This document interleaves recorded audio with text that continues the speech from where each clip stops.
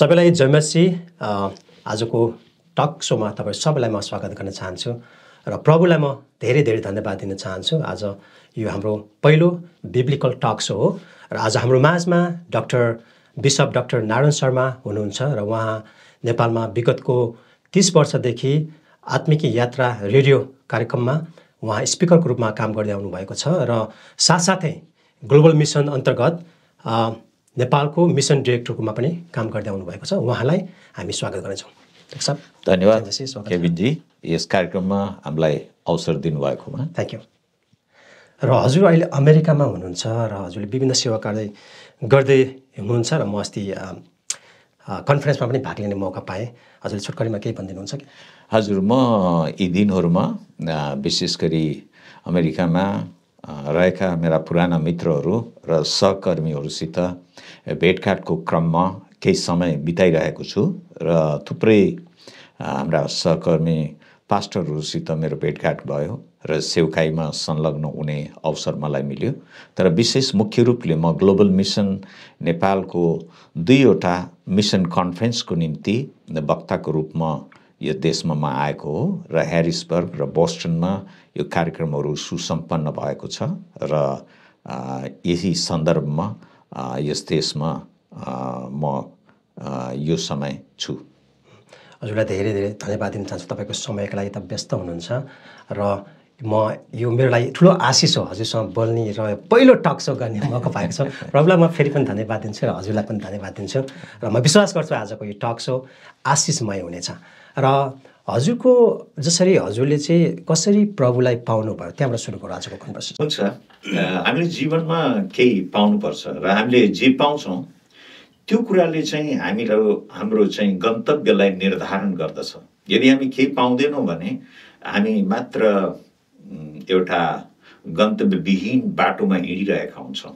त्यसले गर्दा यो जीवनमा केही पाउनु महत्त्वपूर्ण कुरा छ र अझै महत्त्वपूर्ण कुरा पाउनु अझै महत्त्वपूर्ण कुरा छ, किनभने त्यही महत्त्वपूर्ण कुराले चाहिँ हामीलाई एउटा आशिषमय गन्तव्यतिर डोर्याएको हुन्छ।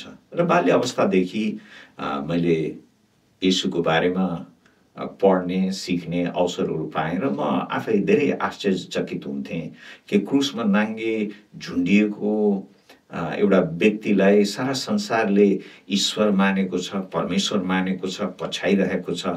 अनि मेरो एउटा कलिलो मगजमा त्यो अटाउनै सकेन, मैले बुझ्नै सकिनँ।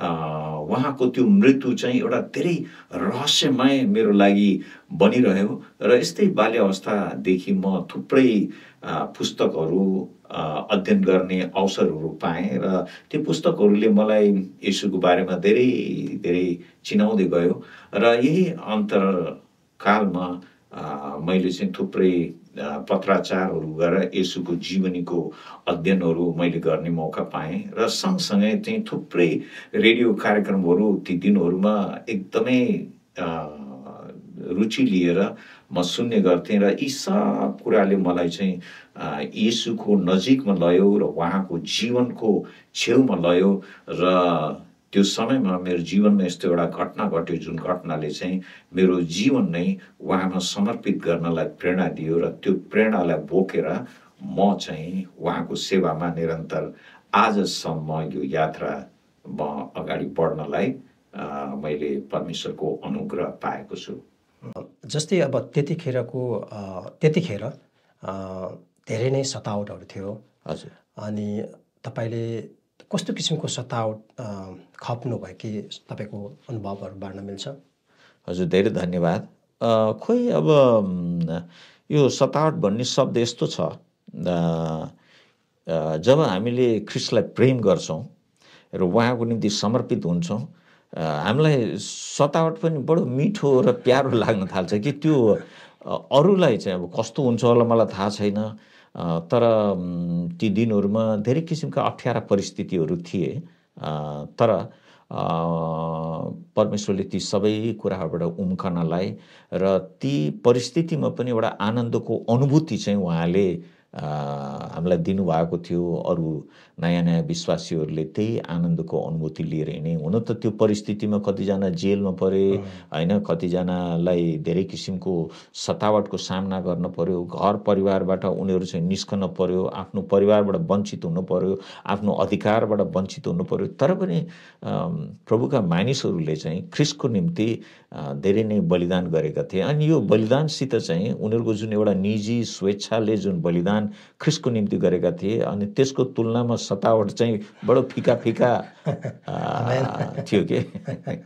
हजुरले पर्सनली रूपमा त्यस्तो जेल बस्नुपर्ने अथवा कुनै परिवारको सदस्य अथवा मण्डलीको सदस्य त्यस्तो? अब मेरो विषयमा भन्नु छ भने यो पीडा भन्ने जुन कुरा छ नि, यो शब्दहरूले व्याख्या गरेर चाहिँ मेरो पीडा तपाईँले बुझ्नुहुन्छ वा अरू कसैले बुझ्छ भन्ने कुरा चाहिँ म विश्वास चाहिँ गर्दिनँ। अनि मलाई लाग्छ हरेक व्यक्ति जो ख्रिस्टका पाइलाहरूलाई पछ्याउन चाहन्छ र उहाँलाई चाहिँ आफ्नो जीवनमा अङ्गीकार गरेर समर्पण गर्छ, त्यो मानिसले आफ्नो जीवनमा धेरै किसिमको पीडाहरूलाई चाहिँ बोक्न पर्ने हुन्छ। र यो पीडाहरू बोक्दा चाहिँ परमेश्वरले चाहिँ सहायता गर्नुहुन्छ अनि उहाँले मद्दत गर्नुहुन्छ र उहाँले प्रतिज्ञा पनि गर्नुभएको छ। उहाँले हामीलाई चाहिँ हामीले बोक्नै नसक्ने भारी चाहिँ उहाँले हामीलाई बोक्न लगाउनुहुन्न। र यो परिस्थितिमा फेरि प्रभु येशूले भन्नुभयो, जब मेरो नाममा तिमीहरू सताइन्छौ, मान्छेले तिमीलाई सताउँछन्, दुःख दिन्छन्, त्यति बेला तिमी चाहिँ खुसी मनाऊ भनेर चाहिँ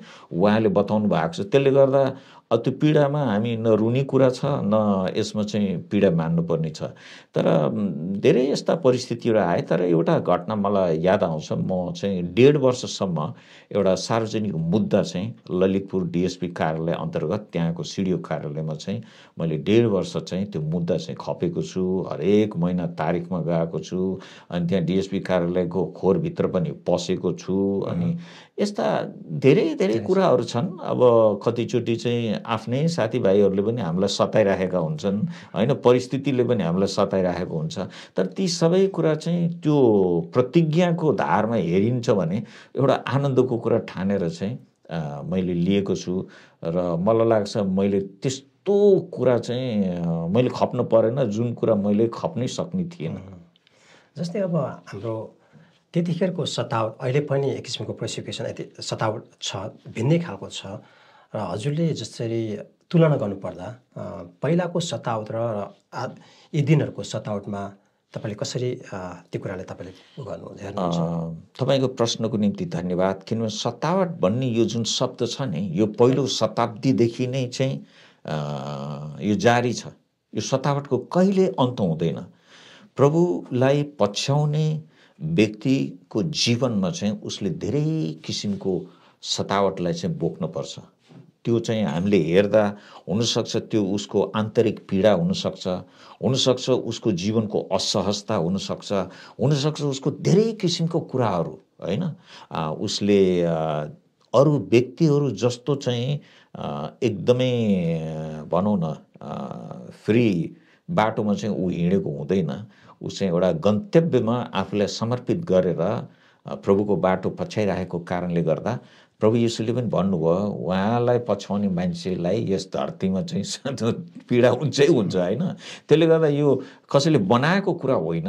यो परमेश्वरको बाटो नै यस्तो बाटो छ। यो अन्धकारको संसारमा परमेश्वरको बाटोलाई पहिलाएर हिँड्दाखेरि धेरै किसिमको पीडाहरू हुन्छ। तर तपाईँले भनेको जस्तो आजभन्दा त्यति वर्ष भनौँ न एउटा 40 वर्ष अगाडिको समय र अहिलेको समयमा धेरै किसिमको भिन्नता छ। एउटा प्रजातान्त्रिक एउटा भनौँ न मूल्य मान्यतालाई चाहिँ अहिले चाहिँ नेपालीहरूको माझमा नेपाल देशमा भनौँ न स्वीकार गरिएको छ र इसाईहरूको अस्तित्वलाई पनि सरकारले आफ्नो कानुनी रूपले स्वीकार गरेको छ। सबै हक र अधिकार नदिए तापनि यी कुराहरू स्वीकार गरेको कारणले गर्दा हामीहरूको बाँच्ने एउटा अस्तित्वलाई कायम राख्ने र अभ्यास गर्ने एक किसिमको स्वतन्त्रता छँदैछ।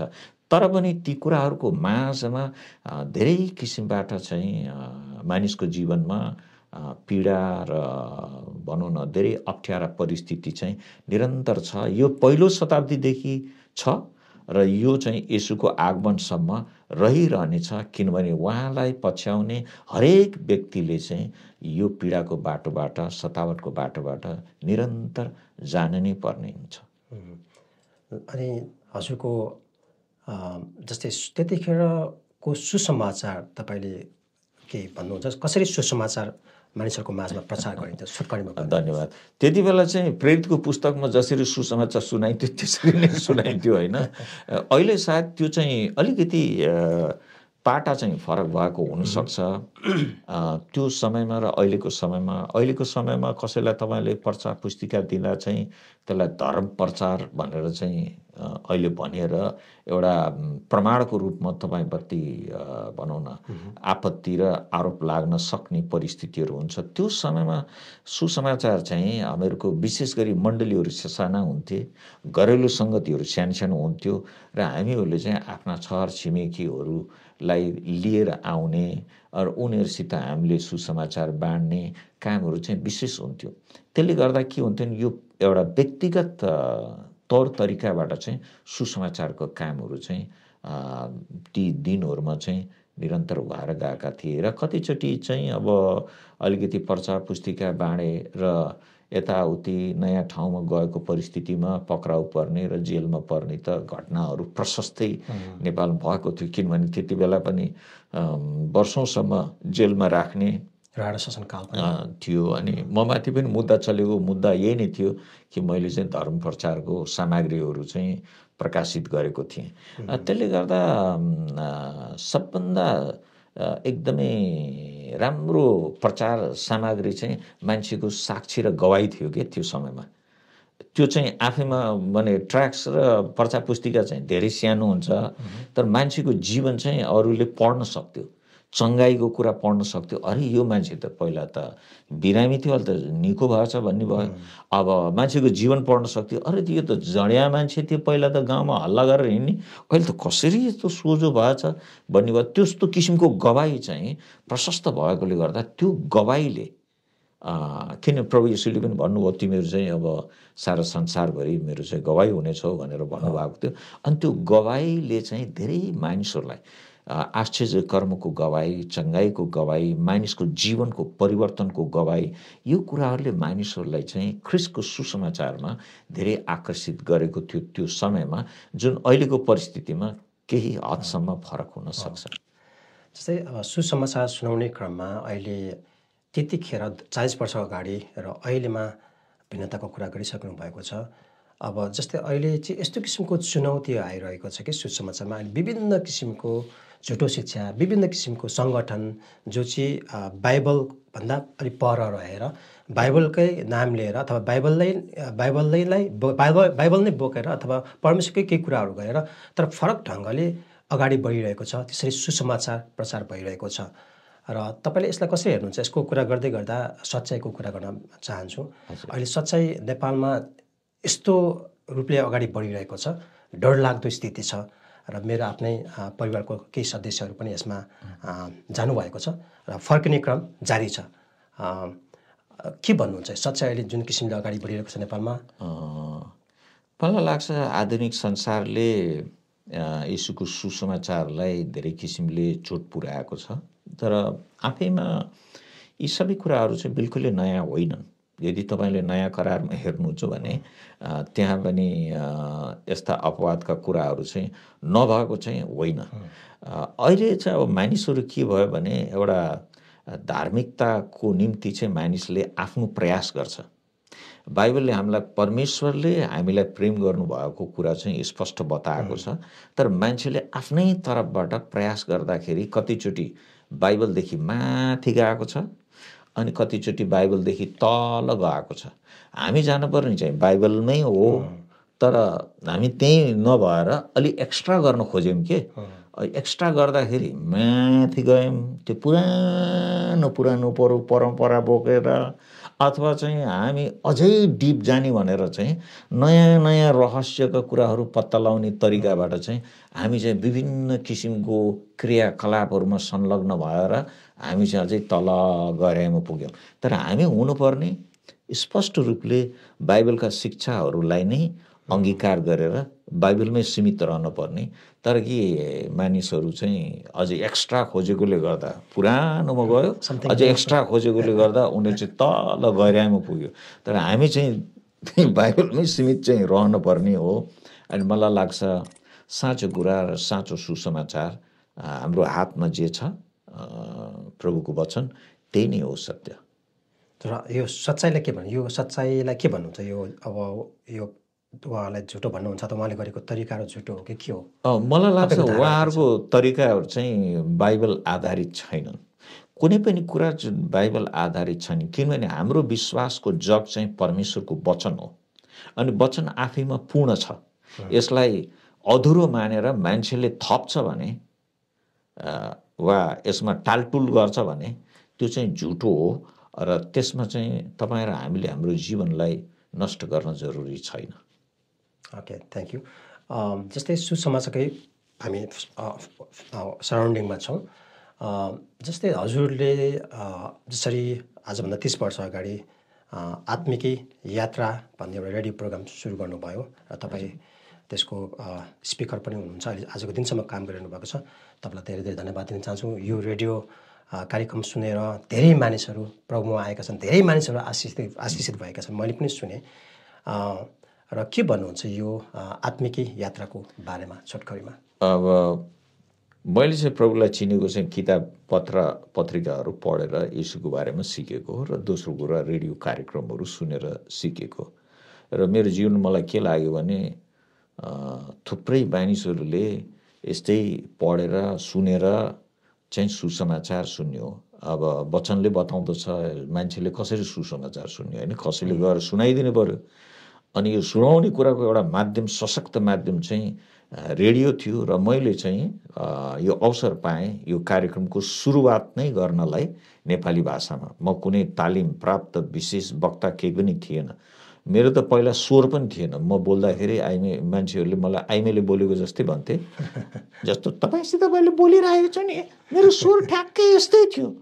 अनि मैले बहुत प्रार्थना गरेँ, प्रभु यो त परिवर्तन गरिदिनुहोस् भनेर। अनि परमेश्वरले मलाई चाहिँ एउटा आवाज दिनुभयो अनि यस आवाजको माध्यमबाट सुसमाचार सुनाउने एउटा बहुत सुन्दर मौका चाहिँ मलाई मिल्यो। यसको निम्ति मैले कुनै पैसा पाउँदैन थिएँ, यसको निम्ति मेरो लागि चाहिँ यो बहुत सुन्दर मौकाहरू भन्थेँ। तर ती दिनहरूमा चाहिँ सर्ट वेबबाट मात्र रेडियो आउँथ्यो अनि सर्ट वेबबाट 15 मिनटको कार्यक्रम। अब तपाईँलाई थाहा छ ती दिनहरूमा कस्तो थियो त्यति? यो चाहिँ त प्रोग्राम चाहिँ नेपालबाट प्रसारण हुँदैन थियो, भारतबाट पनि प्रसारण हुँदैन थियो, यो त देश विदेशबाट हुन्थ्यो। सर्ट वेभ चाहिँ एकदम पावरफुल ट्रान्समिटर हो। Out of India and Nepal? Yes, यो कहिले चाहिँ रसियाबाट इर्कुत्स्कबाट हुन्थ्यो, कहिले चाहिँ गल्फ कन्ट्रीबाट हुन्थ्यो। यो ट्रान्समिसनहरू उनीहरूको एकदमै हाई पावरफुल ट्रान्समिसनबाट चाहिँ यो सिरिज अफ रेडियो ब्रोडकास्ट विभिन्न ल्याङ्ग्वेजको विभिन्न कम्पनीहरू मार्फतबाट त्यो प्रसारण हुन्थ्यो।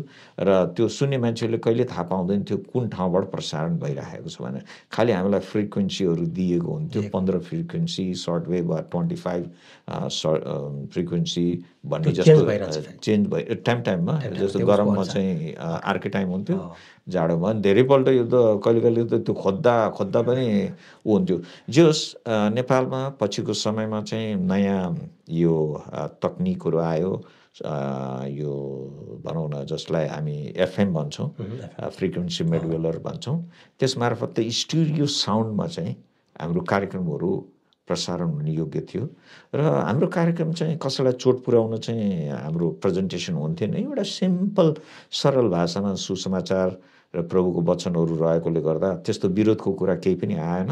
बिस्तारै थुप्रै एफएम स्टेसनहरू आउँदै गयो र धेरैले चाहिँ यो कार्यक्रमहरू एडप्ट गर्यो र हामीले चाहिँ नेपालभरि नै यो कार्यक्रमहरू बजाएर सुसमाचारहरू धेरै मान्छेकोमा पुर्याउनुको निम्ति हामीले चाहिँ अवसर चाहिँ पायौँ। र म परमेश्वरलाई धन्यवाद दिन्छु कि यसरी चाहिँ लाखौँ लाख मानिसहरूको माझमा चाहिँ सुसमाचार पुर्याउनुको निम्ति मैले चाहिँ मौका चाहिँ रेडियो मार्फतबाट मैले पाएको, जो अहिले चाहिँ व्यापक भएको कारणले गर्दा थुप्रै व्यक्तिहरूले यसमा आफ्नो जीवनलाई समर्पित गरेका छन्। तर एउटा समय थियो जहाँ यसको एकदमै बाहुल्य चाहिँ एकदम कम भएको अवस्थामा चाहिँ आत्मिक यात्रा भन्ने रेडियो प्रोग्रामले एउटा महत्त्वपूर्ण स्थान चाहिँ सुसमाचार प्रचार गर्नलाई पाएको थियो।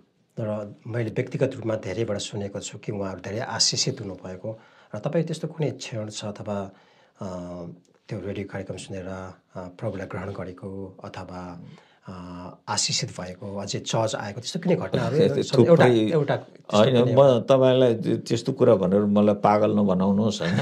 एउटा राम्रो कुरा चाहिँ के थियो भने यो रेडियो ब्रोडकास्टमा 30 वर्ष भयो म कहिले पनि नाम चाहिँ भनेको छैन। म कहिले पनि मेरो नाम म नारायण शर्मा बोल्दैछु भने, किनभने हरेक प्रोग्रामकोमा त प्रेजेन्टरले आफ्नो नाम भन्छ। मलाई के लागेको थियो भने मेरो नाम सुनाउनु जरुरी छैन। एक किसिमले मेरो नाम पनि त्यति राम्रो छैन होइन। अनि मेरो नाम किन भन्नु मान्छेलाई? मेरो नाम भन्यो भने नेपाली कल्चर यस्तो छ, यो मान्छे को हो, कुन गाउँको हो, कसको छोरा हो भन्ने एउटा ठ्याक्क यो इजरायली यहुदीहरूको जुन एउटा तरिका हामी बाइबलमा पाउँछौँ, उनीहरूले बाउ बाजे कुन ठाउँको मान्छे भन्ने कुरा त्यहाँ सबै लेख्छ नि त। त्यस्तै किसिमको नेपालीहरूको पनि हाम्रो कल्चर थियो त्यो समय। त्यसपछि चाहिँ अनि उनीहरूको धेरै किसिमको सोच विचार होला भनेर म सधैँ भन्थेँ म तपाईँको आफ्नै भाइ भनेर भन्थेँ। म तपाईँको आफ्नै भाइ भनेपछि त्यो व्यक्तिले चाहिँ मलाई बिर्सन्थ्यो। त्यसपछि चाहिँ मैले जुन मेसेज भन्थेँ त्यो मेसेजमा उहाँहरूलाई मैले केन्द्रित राख्थेँ। र तपाईँले भन्नुभयो कुनै यस्तो व्यक्तिले मलाई आएर भनेको छ मैले प्रभुलाई पाएँ भनेर, मसित थुप्रै गवाईहरू छ। अनि धेरै व्यक्तिहरूले चाहिँ अहिले भर्खरै केही समय अगाडि एकजना काठमाडौँबाट दाइ चाहिँ लन्डन जानुभएको रहेछ। अनि त्यहाँ चाहिँ एउटा चर्चमा गएर एउटा नेपाली पास्टरसित उहाँले कुराकानी गर्दा गर्दा त उहाँ अगुवा हुनुहुँदो रहेछ। अनि तनहुँतिरको भाइ हुनुहुन्छ। अनि त्यो व्यक्तिले उहाँलाई चाहिँ बोल्ने क्रममा भन्यो कसरी प्रभु पाउनुभयो भन्दा म त आत्मिकता रेडियो कार्यक्रमबाट पाएँ। उहाँ झसँग हुनुभयो। उहाँले त्यो इन्टरभ्यू लिएर मलाई एक कपी पठाइदिनु भयो। अनि त्यो भाइले पनि मलाई सानो इमेल चाहिँ उहाँले गर्नुभयो, मैले यो कार्यक्रम सुनेर प्रभुलाई पाएँ। यस्ता घटनाहरू चाहिँ थुप्रै छन्। अनि एउटा कुरा मान्छेहरूलाई पनि सुरुमा म त रेडियोबाट प्रभुलाई पाएँ भन्नु पनि अलि अप्ठ्यारो कुरा हो। तर रेडियोले चाहिँ धेरै व्यक्तिलाई प्रभुतिर डोर्याउने काम, त्यो मुख्य कुरा चाहिँ त्यो हो कि हाम्रो प्रोग्रामले किन मान्छेले एक्लै सुन्न सक्थ्यो, लुकेर सुन्न सक्थ्यो। अनि भनौँ न अब चर्चमा आएर वचन सुन्दा चाहिँ धेरै किसिमले नेपालीलाई अलि अप्ठ्यारो पनि लाग्ने, लाज पनि लाग्ने। फेरि हाम्रो स्वभाव के छ भने त्यस्तरी हामी भिडमा अर्काको धर्मको कुरा सुन्नलाई हामी चाहिँ जाँदैनौँ होइन। त्यसले गर्दा रेडियोले के गरिदियो भने मान्छेलाई एकान्तमा उनीहरूलाई चाहिँ एउटा छोटो मेसेज चाहिँ दिन्थ्यो। अनि त्यो मेसेजमा उनीहरूले चाहिँ एउटा सोच्ने अवसर पाउँथे। र मैले प्रायः जसो अन्तमा भन्ने गर्थेँ यो जीवन तपाईँको हो र आफ्नो जीवनको निम्ति एउटा असल निर्णय लिने कर्तव्य सौभाग्य तपाईँको आफ्नै हो। भनेको अर्थ चाहिँ हरेक मान्छेलाई आफ्नो जीवनको लागि निर्णय गर्ने चाहिँ उसको आफ्नो एउटा रिस्पोन्सिबिलिटी हो र उसले चाहिँ त्यो निर्णय चाहिँ लिनुपर्छ। मैले मेसेज भने अब त्यो मेसेजमा चाहिँ डिसिसन गर्ने चाहिँ सुन्ने व्यक्तिको हो। अब त्यो कुराद्वारा चाहिँ मैले उहाँहरूलाई च्यालेन्ज दिन्थेँ। त्यसरी अब भनौँ न त्यो हाम्रो भनाइको अर्थ यो होइन कि रेडियोबाट धर्म परिवर्तन गर्ने भने त्यस्तो कुराहरू चाहिँ होइन कि यो चाहिँ प्रभुको बाटो लाग्नु भनेको धर्म परिवर्तन होइन, जीवनको एउटा भनौँ न गन्तव्यलाई चाहिँ हामीले रोज्ने कुरा हो, जसबाट चाहिँ हामीले एउटा बाटो रोजेर आफ्नो जीवनलाई सुनिश्चित पारेका हुन्छौँ, आफ्नो भनौँ न भविष्यलाई हामीले सुनिश्चित पारेका हुन्छौँ। अनन्त जीवनको र एउटा जीवनको साँचो अर्थ चाहिँ हामीले चाहिँ उहाँको सुसमाचारबाट बोकेर आफ्नो जीवनलाई यस धरतीमा चाहिँ एउटा योग्यको के जुन एउटा जीवन हुनुपर्ने हो त्यो जीवन बस्नु पाउँछौँ। जीवन त कुकुर पनि बाँचिरहेको छ नि, हामी कुकुर होइन नि, हामीमा त परमेश्वरले आत्मा दिनुभएको छ नि। त्यो स्पिरिटमा परमेश्वरसितको सम्बन्ध चाहिँ गाँस्ने त्यो महत्त्वपूर्ण भाग चाहिँ सुसमाचारले खेल्दछ र त्यसद्वारा नै मान्छेको जीवन चाहिँ एउटा नयाँ डाइमेन्सनमा, एउटा नयाँ दृष्टिकोणमा नयाँ जीवन र नयाँ हृदय लिएर ऊ परिवर्तन हुन्छ भन्ने सन्देश चाहिँ प्रोग्रामबाट मैले निरन्तर आजसम्म दिँदै आएको छु।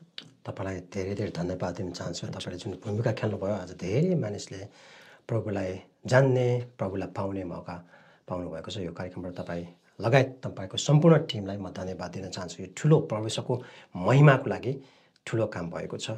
र हजुर एजी ब्याकग्राउन्डको, अनि त्यसपछि तपाईँ बिलिभर्स इस्टर्न चर्चमा आउनुभयो, अनि तपाईँले त्यहाँ लगभग धेरै समय काम गर्नुभयो। त्यसपछि तपाईँ फेरि अहिले साउथर्न ब्याप्टिस्ट अन्तर्गत त्यो ठाउँमा त्यो उसमा अन्तर्गत तपाईँ काम गर्दै हुनुहुन्छ। यो सिफ्टिङ कसरी के हुँदैछ? यो सबैको प्रश्न यही नै छ, मेरो पनि जिज्ञासा थियो। उहाँ एकदम एजी ब्याकग्राउन्डको मान्छे अनि फेरि उहाँ बिलिभर्स इस्टर्न चर्चमा जानुभयो, लामो समय त्यहाँ काम गर्नु, फेरि त्यहाँबाट फेरि अहिले साउथर्न ब्याप्टिस्ट अन्तर्गतमा आउनुभएको छ। स्पष्ट गरिदिनुहोस्। जहाँ जहाँ बढी स्यालेरी पाइन्थ्यो त्यहीँ म गएको जस्तो चाहिँ फिलिङ चाहिँ नगर्नु होला होइन। मलाई लाग्छ कि परमेश्वरको एउटा योजनामा म चाहिँ आफैलाई बगाउन चाहेको हो। एजीमा मेरो काम चाहिँ बाइबल स्कुलको रेखदेख थियो, चेलापन तालिम केन्द्र भन्ने। यो चाहिँ सबभन्दा पहिलो बाइबल स्कुलहरूमध्ये एउटा हो। अनि त्यसपछि चाहिँ म इन्टरनेसनल करस्पोन्डेन्स इन्स्टिट्युट ICI भन्थ्यो, अनि त्यहाँ चाहिँ यो सुसमाचारको सानो पत्राचार कार्यक्रमहरू चाहिँ हामी नेपाल अधिराज्यभरि चाहिँ हामी हुलाकबाट पठाउने कामहरू गर्थ्यौँ। र मलाई त्यसमा धेरै आनन्द थियो, किनभने म जस्तो धेरै मानिसहरू चाहिँ नेपालमा छरिरहेको छ जसको हृदयमा धेरै जिज्ञासा र चाहना छ यीशुको बारेमा जान्नको लागि होइन। अनि यो कुराहरूद्वारा काम गर्दै जाँदा चाहिँ गस्पल फर एसिया भन्ने एउटा संस्था मेरो अगाडि आयो, जस अन्तर्गत चाहिँ मैले सबै चर्चहरूलाई समेट्न सक्थेँ सुसमाचारको लागि र धेरै दुःख पाएका मानिसहरूलाई सहायताको लागि। र यो सबै जुन सुरुवात छ, अब एजीमा हुँदा म त्यहाँ सचिव पनि थिएँ, भनौँ भनौँ चुनिएको सचिव होइन। अनि त्यसले गर्दा मलाई चाहिँ अरू कुनै किसिमको प्रभावले मलाई आकर्षित चाहिँ गरेको थिएन। र उहाँहरूसित पनि बडो प्रेममा र कृपामा उहाँहरूले मलाई चाहिँ बगाइदिनु भएको थियो। र गस्पल फर एसियामा एउटा सानो सुरुवात थियो, अनि यो सुरुवातले मलाई धेरै अवसरहरू दियो। झन्डै म 35 वर्षसम्म चाहिँ यसमा सेवा गरेँ र म एउटा नेसनल डाइरेक्टरको रूपमा थिएँ भने पछि यही गस्पल फर एसिया अन्तर्गत चाहिँ मैले थुप्रै पर्चा पुस्तिका, सिडी, गीतको किताब, भजनको किताब पुस्तिकाहरू, अरे म त पागल थिएँ आफ्नो संसारमा। अनि सँगसँगै चाहिँ अब रेडियोको कार्यक्रम पनि गर्ने मलाई सौभाग्य मिल्यो यस अन्तर्गत, जसले मलाई धेरै सुसमाचारको निम्ति मेरो जीवनमा एउटा सन्तुष्टता चाहिँ मेरो हृदयमा ल्याइरहेको थियो।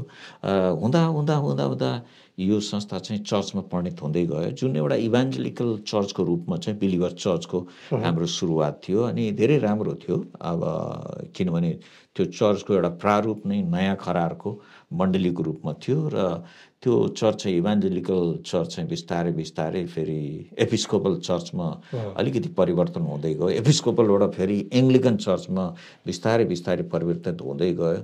त्यसपछि फेरि अरू के हुँदै गयो, अनि त्यसपछि त अर्थोडक्स हुँदै गयो, त्यसपछि त यो इस्टर्न हुँदै हुँदै गयो, बडो कन्फ्युजन पनि भयो। त्यति बेलासम्म झन्डै 500वटा चर्चहरू स्थापित भइसकेका थिए, बाइबल स्कुलहरू थियो। मैले 32वटा चाहिँ स्कुल आफ्नो इनिसिएटिभमा चाहिँ आफै स्रोत साधनहरू खोजेर 32वटा स्कुल चाहिँ नेपाल अधिराज्यमा सुरु गर्ने सौभाग्य पाएँ। मसँग 2जना सहकर्मीहरू पनि थिए र हाम्रो हृदयमा के थियो भने अब हामी चाहिँ अर्काको मागेर मात्रै खाने होइन, तर आफ्नै भनौँ प्रयत्न प्रयासमा चाहिँ के गर्न सक्छौँ। र शिक्षा चाहिँ एकदमै महत्त्वपूर्ण कुरा हो भन्ने चाहिँ मलाई लाग्थ्यो। ती दिनहरूमा मानिसहरू जग्गा जमिन भवनको पछि कुदिरहेको बेलामा म चाहिँ पर्चा पुस्तिका छापिरहेको थिएँ पाएको पैसाले। ती दिनहरूमा म चाहिँ स्कुलहरू स्थापना गर्ने चक्करमा चौरझारी जस्तो ठाउँमा अनि तपाईँको माओवादीको द्वन्द्वको बेलामा यो सबै काम कुराहरू भइरहेको थियो र परमेश्वरलाई धन्यवाद दिइरहेको थिएँ। माझमा मेरो अगुवाहरूले सबै स्कुल बन्द गर्नलाई पनि आह्वान गर्नुभयो, जबकि यो सरकारी रूपबाट दर्ता गरिसकेका थियौँ हामीले। अनि एकदमै सङ्घर्षमा स्कुलहरू चलाइरहेका थियौँ, किनभने शिक्षा चाहिँ एउटा यस्तो कुरा हो जुन कुरा चाहिँ हामीले मानिसहरूलाई दिन सक्छौँ। पैसा दिएर एक दिनको भात दाल खुवाएर मान्छेलाई चाहिँ सहायता गर्नुभन्दा शिक्षाद्वारा मानिसको जीवनलाई चाहिँ विकास गराउन सकिन्छ, उन्नतिको बाटोमा डोर्याउन सकिन्छ भन्ने कुराको सिद्धान्त चाहिँ म आफै पुरानो समयमा शिक्षक भएको कारणले गर्दा दिएँ। तर मेरो अगुवाले चाहिँ एक दिन सब स्कुल बन्द गर्नलाई आह्वान गरे सबै अगुवाको अगाडि, कसैले पनि केही भन्न सकेनन्। यो हामी नेपालीको अचानक नेपाली अब हाम्रो देशको निम्ति, हाम्रो माटोको निम्ति, हाम्रो मान्छेको निम्ति हामीले पनि त दर्शन बोक्न अधिकार हाम्रो छ भन्ने चाहिँ मलाई लाग्थ्यो। तर उहाँले त्यो दर्शन चाहिँ मेटाउन खोज्नुभयो। भोलिपल्ट पनि मिटिङ भयो। भोलिपल्ट चाहिँ उहाँले फेरि आफ्नो विचार परिवर्तन गरेर 12वटा स्कुल चाहिँ उहाँले अनुमति दिनुभयो र आज चाहिँ बिलिभर चर्चले त्यही हामीले दुःख गरेर सुरु गरेको अनि यो स्कुलहरू चाहिँ अहिले हाई स्कुलको रूपमा विभिन्न ठाउँहरूमा सञ्चालित छन्। 14वटा जति स्कुल उहाँहरूले चलाइराख्नु भएको छ र यो चर्च चाहिँ बिस्तारै बिस्तारै चाहिँ अब धेरै किसिमको परिवर्तन चाहिँ हरेक महिना चाहिँ हुँदै गयो। परम्परागत हजुर यो त हामी सबै अधीनता भन्ने कुरा उहाँहरूले चाहिँ एकदमै जोड दिनुहुन्छ। त्यो अधीनताबाट कहिले कहिले शोषणको पनि एउटा ठुलो सम्भावना चाहिँ धार्मिक संसारमा हुन्छ। तपाईँलाई थाहा छ मार्टिन लुथरले कसरी चाहिँ जागृति यो संसारमा ल्यायो भन्दाखेरि त्यो चर्चले जब इन्डुलिजेन्स बेचिरहेको थियो, एक किसिमले त्यो धार्मिक संस्थानहरू चाहिँ एकदमै भनौँ न यस्तो किसिमको कार्यमा उनीहरू लिप्त भएको थिए जसले जनतालाई धेरै दुःख दिइरहेका थिए, धेरै दबाब दिइरहेका थिए र अन्धकारको बाटोमा उनीहरूले डोराइरहेका थिए। त्यो समयमा मार्टिन लुथरलाई परमेश्वरले चुन्नु भएको थियो। अनि यस्तै किसिमबाट चर्चमा धेरै किसिमको परम्परागत कुराहरू र सिद्धान्तहरूको अवतरण हुन थालिसकेको थियो, जसले मेरो हृदयमा धेरै पीडा ल्यायो, मन लगायत थुप्रै मानिसहरूकोमा। हामी यस चर्चभित्र त्यति धेरै पैसा पाएर म रहेको व्यक्ति चाहिँ होइन, न मलाई त्यहाँ अफिसियली कहिले पनि चर्च बनाउनुको निम्ति उहाँले पैसा पनि दिनुभएको थिएन र जग्गा खरिद गर्नलाई पनि दिनुभएको थिएन। हामीसित तपाईँ सोच्नुहोस् 500वटा चर्च छ, 32वटा स्कुल छ, 3वटा बाइबल कलेज छ, तर हाम्रो आफ्नै एक पिस जग्गा अफिसियली चाहिँ थिएन। अनि उहाँहरू यही सोच्नुहुन्थ्यो यो सबै व्यक्तिगत नाममा खरिद गरिएको छ, व्यक्तिगत नाममा सबै बनाएको छ, कुन दिन नारायणले झोलामा हालेर आफ्नो ग्रुप बनाएर लिएर जान्छ। र मैले बिस्तारै बिस्तारै चाहिँ मेरो अगुवाहरूको हृदयमा पढ्दै गएँ र मलाई लाग्यो यो मान्छेले बुझ्नुपर्छ कि नेपाली मान्छे इमान्दार, मेहनती मात्रै होइन, इमान्दार गोर्खाली, जुन पहिलो विश्वयुद्ध दोस्रो विश्वयुद्धमा गोर्खालीले आफ्नो पहिचान राखेको थियो आफ्नो इमान्दारी र आफ्नो साहसको। हामी प्रभुको सेवामा पनि त्यो इमान्दारी र प्रभुको सेवाको निम्तिको सङ्कल्पमा हामी कस्ता छौँ भन्ने कुरा चाहिँ म आफ्नै जीवनबाट व्यक्तिगत रूपबाट म प्रमाणित गर्न चाहन्थेँ। र एक दिन मैले पनि देखेँ कि अब थुप्रै व्यक्तिहरू हुर्किसकेका थिए, उहाँहरूलाई यो सब जिम्मा लगाएर मैले झोला लिएर चाहिँ म टाढा निस्केँ। मैले मेरो श्रीमती, मेरो नानीहरू, मेरो आफ्नै घर यो सब छोडेर म भारतको सिलगढी अनि आसामतिर गएर 7 वर्षसम्म त्यो जङ्गलको बाटो, जङ्गल भएको ठाउँतिर मैले बिताएँ, ताकि मेरो लिडरलाई थाहा होस् कि मैले केही पनि लिएर जाने छैन। मैले यो सब गरेको म निस्केर एउटा चर्चलाई पनि मैले बोकेर लिएर आएको छैन। यहाँसम्म कि म निस्कँदा उहाँले धन्यवाद भनेर एउटा पत्र पनि उहाँले दिनुभएको छैन। अरू त कुरै छोडिदिनुहोस्, तपाईँले 5,000 रुपियाँ पनि खाममा हालेर उहाँले के चाहनुभयो भने हामी जस्तो मान्छे जसले यतिको एउटा स्थापनाको निम्ति भूमिका खेलेको छ त्यो मान्छे चाहिँ बाटोमा माग्ने मान्छे बनोस् भन्ने उहाँले खोज्नु भएको जस्तो मैले महसुस गरेँ। धन्न एउटा घर चाहिँ 32 वर्ष अगाडि बनाएको छु, त्यो घरमा अहिले मजाले सुत्न पाएको छु र बस्न पाएको छु। म परमेश्वरलाई धन्यवाद दिन्छु। तर मैले अवसर चाहिँ सुसमाचारको लागि र प्रभुको मानिसहरूलाई उठाउनुको लागि धेरै मौका पाएँ। तर इसाई समाजभित्र, इसाई चर्चभित्र भएको एक किसिमको राजनीतिक विडम्बना र उहाँहरूको हृदयभित्र भएको कटुतालाई छर्लङ्ग मेरो जीवनमा च्यास्स अनुभव गर्ने चाहिँ मौका मैले पाएको। अब पाटो आयो, अब त्यसपछि म कहाँ जाने? म एउटा हिन्दीमा भनाइ छ के अरे, धोबीका कुत्ता न घरका न घाटका। अनि त्यो अवस्थामा म उभिएको अवस्थामा मेरो मित्र दान जी पोखरेलजी मका आउनुभयो। उहाँले भन्नु मेरो सेवकाई छ अनि तपाईँले सहायता गर्न सक्नुहुन्छ, चर्चको सेवकाई छ, तपाईँले जे गर्दै आउनु भएको छ त्यही तपाईँले गर्न पाउनुहुन्छ। मेरो लागि त्यो ठुलो आशिषको कुरा थियो, किनभने भर्खरका यी मानिसहरूलाई मैले मेरो जीवनबाट, मेरो अनुभवबाट केही सिकाउन सक्छु, डोर्याउन सक्छु भने त यो मेरो ठाउँ हो। साथै सुसमाचार काममा म अझै स्वतन्त्र रूपले पनि अगाडि बढ्न सक्छु। अनि त्यो किसिमबाट ग्लोबल मिसन नेपालमा मैले आफ्नो सक्रियता दिएर चाहिँ सेवा गरिरहेको छु। मेरो आफ्नो हृदयभित्र कुनै राजनीतिक प्रोपगन्डा वा कुनै किसिमको भित्री कुराहरू चाहिँ म बोकेर चाहिँ हिँडेको चाहिँ छैन। हजुरले साँच्चै एकदम मार्मिक तपाईँको स्टोरी भन्नुभयो सिफ्टिङको कुरा। र अब जस्तै अबको दिनहरूमा अहिलेको यो जुन माहौल छ टेक्नोलोजी सन्दर्भलाई हामी अलिकति चेन्ज गर्नेछौँ। टेक्नोलोजीको माहौल छ अहिले र हरेक कुरा अहिले एआई छ। हजुर। अनि अब अहिले एआई तपाईँको विश्वमा सबैले प्रयोग गर्छ। हाम्रो हरेक मोबाइलमा इभन बाइबल एप्सदेखि लिएर हरेक नयाँ मोबाइलमा त अझै उनीहरूले सबै एआई नै भएको छ। यसले धेरै सहयोग गरेको छ पास्टरहरूलाई मिनिस्ट्री गर्नको लागि धेरै नै हेल्पफुल भएको छ। हजुर। यसो भन्दै गर्दा तपाईँले यसलाई कसरी हेर्नुहुन्छ?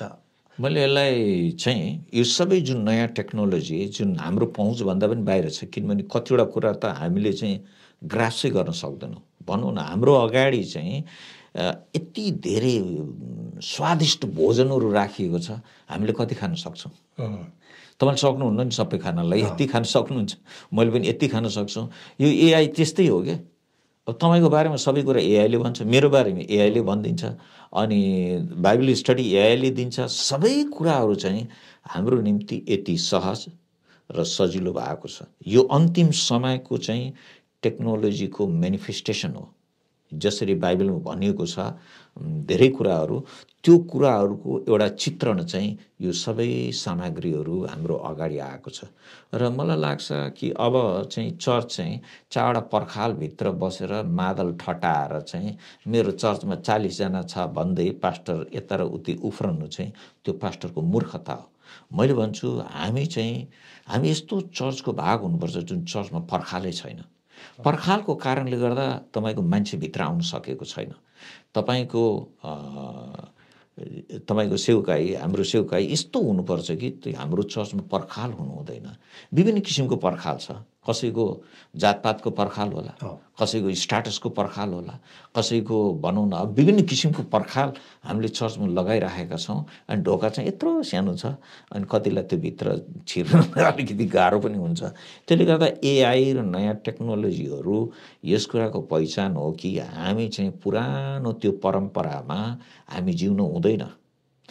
The basic truth of the Bible चाहिँ हामीले बोकेर हामीले नयाँ सबै कुराहरू जुन परमेश्वरले मानव जातिलाई आशिषको रूपमा यो अन्तिम समयमा सुसमाचार छिटो पुगोस् भनेर हो नि त। यो मिडियाहरूको नयाँ टेक्नोलोजीहरू यो छिटो पुगोस् भनेर। यो आत्मिक यात्राको मेरो युट्युब च्यानलमा मात्र एक दिनमा 15,000 16,000 भिजिट हुन्छ त्यहाँ। अनि यो त टेक्नोलोजी हो नि। मेरो चर्चमा त अब 50 जना होला, 60 जना होला, तर ऊ त एक दिनमै आउँछ नि। यो त हप्तामा तपाईँको 40 जना आउँछ। उनीहरू त एक दिनमा तपाईँको 15,000 14,000 आउँछ। त्यसले गर्दा त्यस्तै थुप्रै अरू च्यानलमा पनि सुसमाचारको लागि मैले भन्न खोजेको, त्यसले गर्दा अब हाम्रो सोच चाहिँ हाम्रो सेवकाई भन्ने चाहिँ पर्खालभित्र छ, अफिसभित्र छ भनेर सोच्नु चाहिँ मूर्खता हो। We need to do the ministry as Jesus said. तिमीहरू चाहिँ मेरो विटनेस हुनेछौ। यरुसलेम, सामरिया, यहुदियादेखि लिएर जगतको अन्तसम्म। त्यसको माध्यम चाहिँ यो नयाँ टेक्नोलोजी हो। हामी चाहिँ पुरानो टेक्नोलोजीमा वी क्यानट बी विटनेस होइन। हामी चारवटा पर्खालभित्र मात्रै हुन्छौँ भने नयाँ टेक्नोलोजीलाई हामीलाई चाहिँ it breaks the walls and makes us to world प्लेटफर्ममा ल्याएर आएको छ। आज तपाईँको प्रोग्राम पनि त वर्ल्ड प्लेटफर्ममा यो आउँछ नि। यो त तपाईँको चारवटा पर्खालभित्र प्रदर्शन गरिने तपाईँको प्रेजेन्टेसन होइन नि। र एउटा स्टडीले के भन्छ भने तपाईँको अमेरिकामा मात्र पास्टरहरू र मिनिस्ट्रीहरूले चाहिँ 40 देखि 66% चाहिँ एआईको प्रयोग गरेको छ एउटा स्टडीले भन्छ। र एआईको अहिले यस्तो भएपछि हरेक पास्टरहरूले धेरै पास्टरहरूले 40 to 66% भनेपछि तपाईँको वचन तयार गर्नदेखि लिएर विभिन्न कन्फरेन्स गर्नलाई सबै एआई नै प्रयोग गरेको देखिन्छ। र कतिले विभिन्न पास्टरहरूले एआईलाई एउटा नराम्रो हो भन्ने हिसाबले नै प्रस्तुत भएको छ र एआईले अबको दिनहरूमा पास्टरको एउटा पोजिसनलाई लिने सम्भावना छ। एआई पास्टर सबै वचनहरू नै एउटा भर्चुअल पास्टरको रूपमा प्रस्तुत हुँदैछ अबको दिनहरूमा। त्यो दिन त्यति टाढा छैन ग्लोबल रूपमा भन्नुपर्दाखेरि। अब के साँच्चै नै एआई भर्चुअल पास्टरले फिजिकल पास्टरलाई म आफै पनि एआई युज गर्छु धेरै कुराहरूको लागि। म आफ्नै बारेमा पनि एआईलाई सोध्छु यो नारायण शर्मा को हो भनेर, होइन? किनभने म आफैलाई नचिनेको पनि हुनसक्छु। यो एआईले कसरी मलाई चिन्छ भन्ने कुरा पनि चाहियो। मलाई अर्को मान्छेले मलाई कसरी चिन्दछ, होइन? मिडियामा हाउ आई हेभ नोन भन्ने कुरा त मलाई थाहा छैन नि। त्यो जान्नको लागि एआई इज हेल्पिङ मी। स्क्रिप्चरको बारेमा पनि कतिवटा स्क्रिप्चर मैले डिटेल पाउँदैन भने म डिक्सनरीहरू खोज्नुभन्दा, होइन, कमेन्ट्रीहरू खोज्नुभन्दा त्यसको डिटेल चाहिँ एआईमा, एआईले त हरेकचोटि उसले धेरै कुरा चाहिँ रिफाइन गरेर तपाईँलाई दिन्छ। अनि सबै डिटेल त दिँदैन। मलाई लाग्छ उसले जुन आधार दिन्छ त्यसमा हामीले प्रार्थना गर्नुपर्छ। We need to seek the Lord. अनि अझ पनि कतिवटा रेभलेसन, एउटा प्रकाशको कुराहरू छ त्यो एआईले त्यो प्रकाश चाहिँ दिन सक्दैन। तर उसले बेसिक ग्राउन्ड चाहिँ तपाईँ र हाम्रो लागि चाहिँ प्रस्तुत गरेको हुन्छ। अनि हामीले ती सबै सामग्रीलाई लिएर अब हामीले डिक्सनरी युज गर्नु हुने, एआई चाहिँ किन नहुने? हामीले कमेन्ट्री युज गर्नु हुने, एआई चाहिँ किन नहुने? अनि त्यो त्यस्तो कुरा पनि त छ नि। परमेश्वरले त फोनै युज हुनु हजुर, फोन पनि एउटा एआई छ नि, सबै हरेक टेक्नोलोजीमा एआई छ। त्यसले गर्दा we should take it as a blessing. तर एउटा कुरा चाहिँ मैले के लाग्छ भने यी सबै कुराहरूमा we should not lose our close connection with the Lord. परमेश्वरसितको जो हाम्रो नजिकको सम्बन्ध छ नि त्यसलाई तोडेर चाहिँ हामी चाहिँ we should not dependent on all this kind of stuffs. त्यति बेला जब यस्तो हामी हुन्छौँ भने हामीले बोलेको कुरा म प्रभुको एनोइटिङ चाहिँ हुँदैन। हामीले प्रेजेन्टेसन गरेको कुराहरू चाहिँ त्यो चाहिँ प्रेजेन्टेसन मात्रै हुन्छ।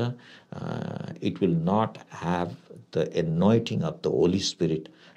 परमेश्वरले उहाँको आत्मा चाहिँ हामीहरूको वचनहरूमा चाहिँ उहाँले राख्नुहुन्न। त्यसले गर्दा हाम्रो सम्बन्ध चाहिँ परमेश्वरसित हुनुपर्छ।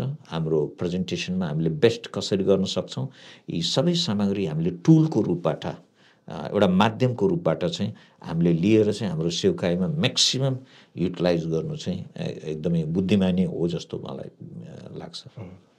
अनि अहिले हामी सबैलाई थाहा छ चार्ली कर्क जसरी एउटा उहाँ चाहिँ ठुलो अभियन्ता हुनुहुन्थ्यो र एउटा यस्तो मुभमेन्ट ल्याउनु भयो उहाँले। अहिले जसरी उहाँको चाहिँ युटा युनिभर्सिटीमा चाहिँ प्रचार प्रसार गर्ने क्रममा चाहिँ एउटा कार्यक्रममा चाहिँ हत्या गरियो गोली हानेर, हामी सबैलाई थाहा छ। र क्रिस्चियन जगतमा विशेष गरी अमेरिकामा, विश्वमा नै विशेष गरी अमेरिकामा एउटा यस्तो ठुलो जागृति ल्याएको छ।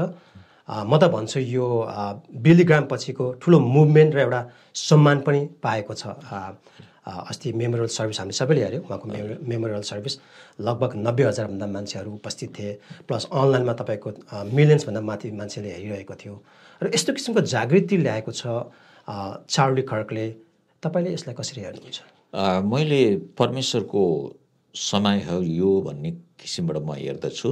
यही समयको अन्तरालमा म अमेरिकामा हुने मौका पाएँ र मैले देखेँ उहाँको दाह संस्कारमा चाहिँ अमेरिकाको सबभन्दा ठुलो चाहिँ भिड त्यहाँ जम्मा भएको थियो र मानिसहरूको उहाँप्रतिको सम्मान चाहिँ एकदमै हाइएस्ट लेभलमा रहेको कुरा चाहिँ मैले थाहा पाएँ। बिली ग्रामले क्रुसेडहरू गर्नुभयो भने, सामान्य मान्छे कहाँ पुग्नुभयो भने, चार्ली चाहिँ विशेष गरी जसरी अहिले वेस्टर्न वर्ल्डको जवान मान्छेहरू, विशेष गरी स्टुडेन्टहरू अनि जवान मान्छेहरू बाटो नपाएर उनीहरू चाहिँ एकदमै विभिन्न कुरामा भड्किरहेको अवस्थामा उहाँले चाहिँ यो युनिभर्सिटीहरूमा अनि विभिन्न जवान मान्छेहरूको माझमा उहाँले जुन प्रेजेन्टेसन दिनुभयो नि, उहाँको लाइफ आफै इट स्पोक भेरी स्ट्रङली।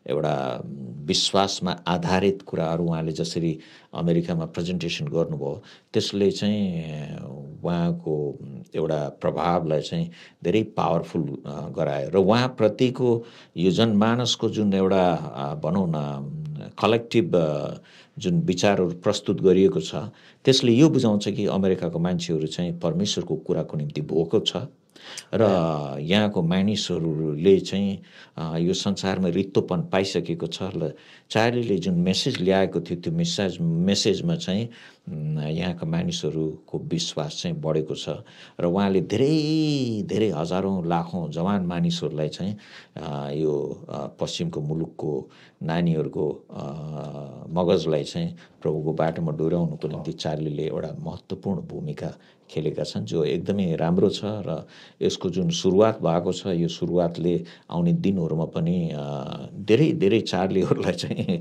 उत्पन्न गरेको छ जसले चाहिँ अहिले त अब धेरै जवान मान्छेले भन्छ आइएम चार्ली भन्दै हिँडिराखेको छ किनभने त्यो नामलाई आफूसित आइडेन्टिफाई गर्नुमा नै चाहिँ उहाँहरूले गर्व मानिराखेको छ र उसको अस्तित्व बोकेर चाहिँ एउटा जागृतिको ठुलो वेग चाहिँ यो देशमा बगिरहेको महसुस मैले पनि गरेको छु। डेफिनेटली एउटा युथहरूमा चाहिँ एकदम छुट्टै एउटा जागृति चाहिँ ल्याएको छ चार्ली मुभमेन्टले र हाम्रो प्रेसिडेन्ट ट्रम्पले पनि उहाँलाई शहीद घोषणाको गर्नुभएको थियो अस्ति मेमोरियल सर्भिसमा। उहाँको त क्वाइनमा पनि सबै उहाँको एउटा विशेष मेमोरियल चाहिँ उहाँहरूले पक्कै पनि धेरै प्रभावशाली उहाँको लाइफलाई प्रेजेन्टेसन गरेर अरूको जीवनलाई चाहिँ धेरै प्रभावित गर्ने प्रयत्न चाहिँ आउने दिनहरूमा हुन्छ। अनि अस्ति मैले हेर्दै थिएँ न्युजहरूमा सोसल मिडियामा पनि तपाईँहरूले देख्न सक्नुहुन्छ जस्तै त्यहाँ क्रिस्चियन मात्र गएका थिएनन् त्यहाँ मेमोरियल सर्भिसमा तपाईँको धेरै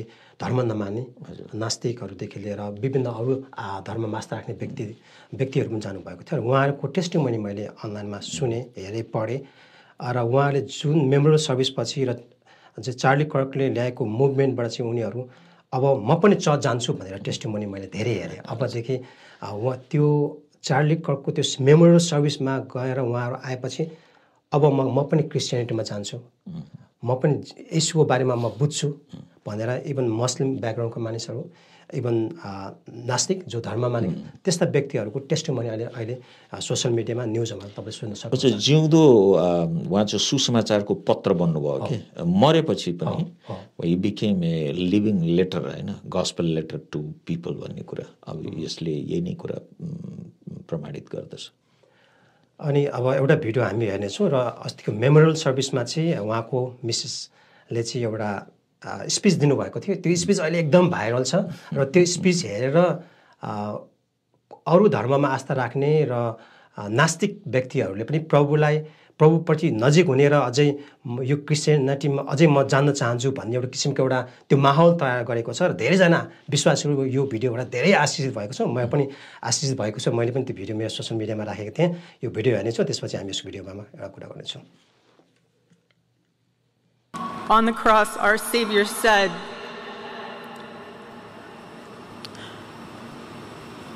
"Father, forgive them, for they not know what they do." That man, that young man, I forgive him.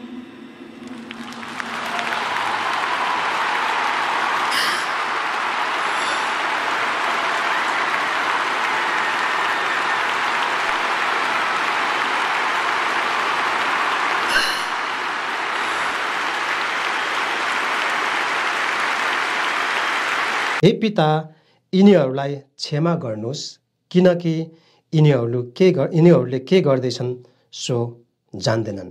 र यो पद उसले पढेर यही पदलाई उसले चाहिँ तपाईँको त्यो मेमोरियल सर्भिसमा हजारौँको माझमा यो पद पढेर चाहिँ जुन हत्यारालाई चाहिँ उसले मैले क्षमा दिएँ। जसरी चाहिँ जसो येशू क्रुसमा मर्दै हुँदाको अवस्थामा येशूले जब परमेश्वरलाई पितालाई भन्नुभयो, प्रभु यिनीहरूले के गर्दैछन् जान्दैनन्, यिनीहरूलाई क्षमा दिनुहोस्। त्यही कोट उहाँले भन्नुभयो। के भन्नुहुन्छ यसमा रहेर? मलाई लाग्छ हामी चाहिँ क्षमा बिना क्रिस्चियन जीवन जिउनै असम्भव छ। अनि हामीलाई परमेश्वरले यस्तो धेरै परिस्थितिहरू ल्याउनुहुन्छ जुन परिस्थितिमा हाम्रो जीवनबाट निरन्तर क्षमा बग्नुपर्छ। अनि यही क्षमाले चाहिँ हामीलाई पश्चातापमा डोर्याउँछ, यही क्षमाले हामीलाई नम्रतामा डोर्याउँछ, अनि यही क्षमाले हामीलाई चाहिँ आत्माका विभिन्न वरदानहरूमा चाहिँ हाम्रो जीवनले अङ्गीकार गरेर जिउनको लागि चाहिँ प्रेरणा दिन्छ। त्यसकारण क्षमा चाहिँ जीवनको एउटा महत्त्वपूर्ण भाग हो। हामी आनन्दले जिउन सक्छौँ। यदि क्षमा छैन भने हामी ईर्ष्याले भरिएका छौँ, हामी डाहाले भरिएका छौँ, हामी अहङ्कारले भरिएका छौँ। तर क्षमाले चाहिँ यी सबै कुराहरू मेटाइदिन्छ। यसो भन्दै गर्दा जस्तै अब आफ्नो पति गुमाउँदा पनि आफ्नो पतिको हत्यारालाई क्षमा दिनु भनेको यो जो कहिले सक्ने कुरा होइन। यो चाहिँ उहाँको मात्रै घटना होइन। हामी भारतमा चाहिँ ओडिसामा घटेको मिसनरी फ्यामिलीको या इस्टर्नको फ्यामिलीको कथामा पनि हामी देख्छौँ उसको श्रीमतीले हत्यारालाई क्षमा दिएको घटना छ। अनि लाग्छ हाम्रो जीवनमा पनि हामीले त्यस्तो धेरै परिस्थिति पाउँछौँ। त्यो हत्याकै घटना त नहोला, प्रभुमा बाँचेका साँच्चै नै प्रभुमा बाँचेका। हजुर हजुर, हाम्रो जीवनबाट किन धेरै मान्छेले हामीलाई घोच्छ, हामीलाई चाहिँ होइन तिर हान्छन्, धेरै किसिमको कुराहरू गर्छन्। तर यी कुराहरूलाई हामीले चाहिँ एकातिर पन्साएर एउटा उद्देश्यमा हामी निरन्तर अगाडि बढ्छौँ। क्षमाले स्वतन्त्रता दिन्छ। हजुर हजुर जरुर, क्षमाले प्रेम बढाउँछ। हजुर हो नि। आमेन। र हाम्रो नेपालमा चाहिँ युथहरूमा चाहिँ एक किसिमको जसरी यो मुभमेन्ट आयो यस्तै जागृति ल्याउन के गर्नुपर्छ सर्टकटमा भन्दैन, हामी कार्यक्रमको अन्त्यमा छौँ। मलाई चाहिँ के लाग्छ भने हामी परमेश्वरकै छेउमा आउनुपर्छ। युथहरूलाई चाहिएको चाहिँ उदाहरण पनि चाहिएको छ कि टेस्टमनी चाहिएको छ। उदाहरणीय जीवनहरू चाहिँ हामीसित अलिक थोरै भयो कि त्यो जीवन उदाहरणीय जीवन चाहिँ जस्तो पावलको जीवन उदाहरणीय थियो। जसरी मैले ख्रिस्टलाई पछ्याएँ त्यसरी मेरो उदाहरणलाई पछ्याउ भनेर चाहिँ पावलले भन्नु सकेको थियो। त्यसरी भन्ने मान्छेहरू हाम्रो माझमा चाहिएको छ होइन। किनभने जवान मान्छेहरूलाई चाहिँ इन्फ्लुएन्स चाहिन्छ होइन। यो व्यक्तिले पनि धेरै व्यक्तिहरूलाई चाहिँ इन्फ्लुएन्स गरेको थियो। उसको लाइफबाट, उसको बोली वचनबाट चाहिँ उहाँले इन्फ्लुएन्स गरेको थियो। अनि नेपालको जवान मानिसहरूलाई पनि उदाहरणहरू चाहिँ जीवन्त उदाहरणहरूको चाहिँ धेरै खाँचो छ हाम्रो माझमा। Thank you. र अन्तमा विश्वासीहरूलाई आत्मिक रूपमा परिपक्व हुनको लागि, प्रभुमा परिपक्व हुनको लागि 3वटा सुझावहरू के दिनुहुन्छ? 3वटा सुझाव किन म 5वटा दिन खोजिरहेको? 5वटा दिनुभयो हुन्छ।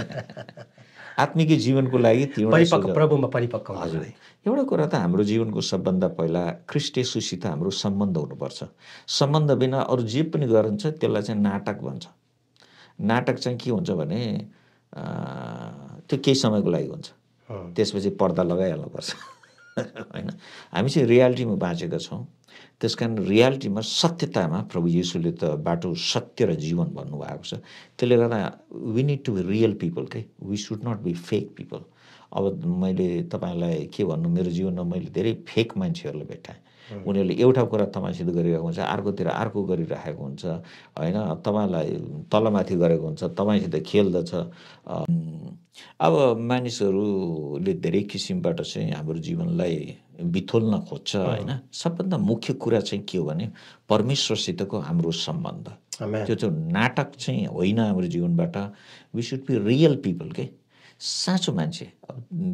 तपाईँ हामी चाहिँ एकदमै नाटक गरेर जिउन केही पनि जरुरी छैन। We can be real. जब हामी रियल हुन्छौँ, हामीमा क्षमा लेनदेन हुन्छ, हामीमा चाहिँ पश्चाताप हुन्छ, हामीमा चाहिँ प्रार्थना हुन्छ, हामीमा चाहिँ एउटा सम्बन्ध हुन्छ, हामीले चाहिँ एउटा ढल्दा अर्कोले उठाउँछ होइन। त्यो किसिमको सम्बन्धमा चाहिँ हामी बाँच्न सक्यौँ भने चाहिँ हामी विश्वासमा चाहिँ अझै नजिक पुग्छौँ।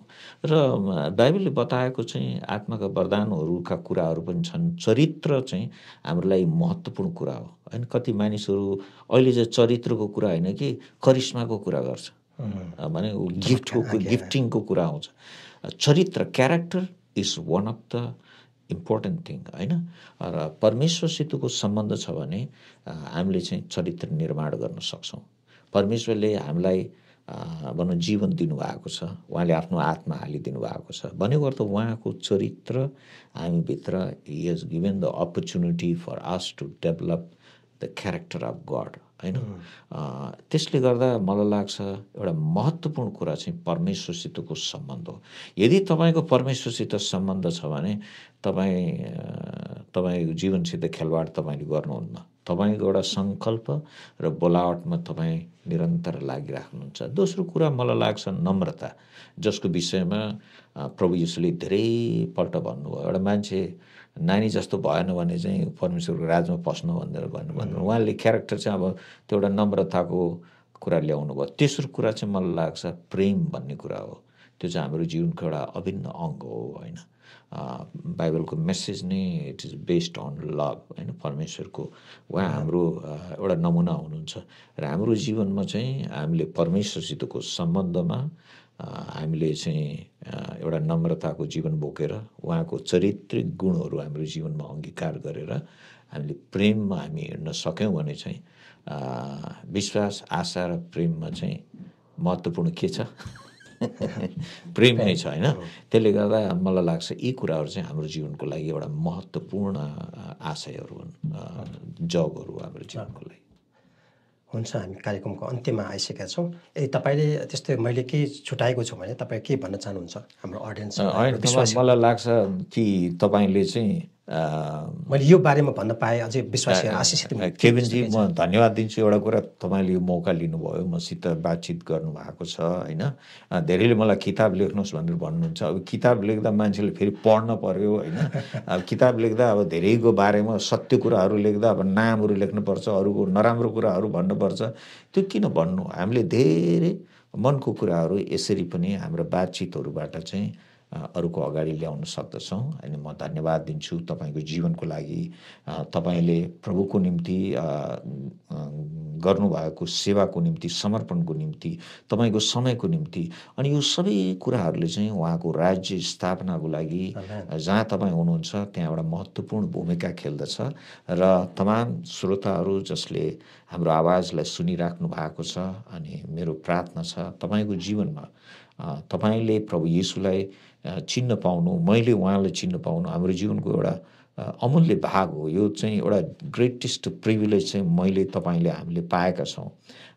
लेट्स टेक दिस प्रिभिलेज अनि वक विथ हिम। उहाँ सँगसँगै विश्वासमा हामी अगाडि हिँड्न सकौँ र हाम्रो जीवनबाट पनि हामी उत्साहको कारण बन्न सकौँ, आशिषको कारण बन्न सकौँ, सुसमाचारको निम्ति चाहिँ हामी कारण बन्न सकौँ र परमेश्वरमा एउटा उद्देश्यपूर्ण जीवन र अर्थपूर्ण जीवन तपाईँहरू मैले निरन्तर बिताउन सकौँ। परमेश्वरले तपाईँलाई प्रशस्त आशीर्वाद दिउन्।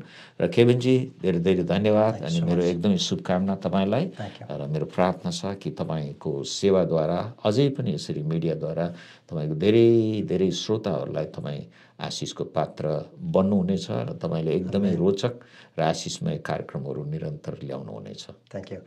हुन्छ, आजको यो टक सोबाट हामी बिदा हुन्छौँ र तपाईँहरू सम्पूर्णलाई धन्यवाद दिन चाहन्छु। यो हाम्रो पहिलो बिब्लिकल टक सो हो। म तपाईँहरू सबैलाई रिक्वेस्ट गर्न चाहन्छु हाम्रो यो टक सो हेरिदिनुहोस् अनि आशिषित हुनुहोस् भन्ने म चाहन्छु। र हाम्रो यो टक सोको लागि पनि तपाईँहरूले आफ्नो व्यक्तिगत प्रार्थनामा सम्झिदिनु होला। र यसै गरी हामी अझै नयाँ नयाँ टक सोहरू र विभिन्न कार्यक्रमहरू, विभिन्न कन्टेन्टहरू ल्याएर परमेश्वरको महिमा गर्ने कोसिस हामी गर्नेछौँ। अन्तिममा प्रभुलाई फेरि पनि धन्यवाद दिन चाहन्छु। यो अवसर दिनुभएको छ। हामी जे गर्छौँ प्रभुको नाममा गर्छौँ, जे गर्छौँ परमेश्वरको महिमाको लागि गर्छौँ। हुन्छ, हजुरहरूको दिन, हजुरहरूको जीवन आशिषमय भएको होस्। जय मसीह।